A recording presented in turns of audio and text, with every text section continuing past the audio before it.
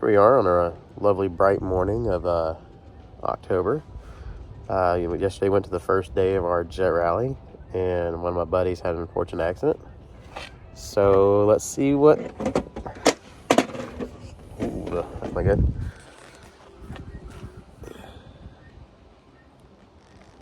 I think I can rebuild it. Maybe? I don't know. Anywho. The pilot is okay. It's okay.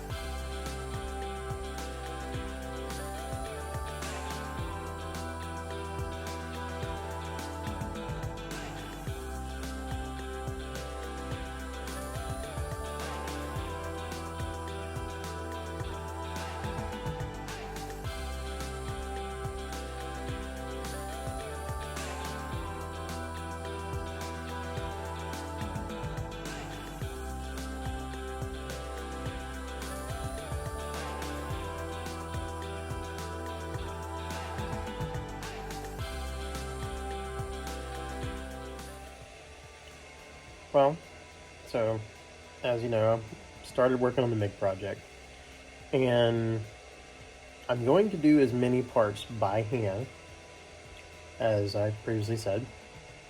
And my thought is to show that you could take a really damaged ARF and something as complicated as a jet to rebuild.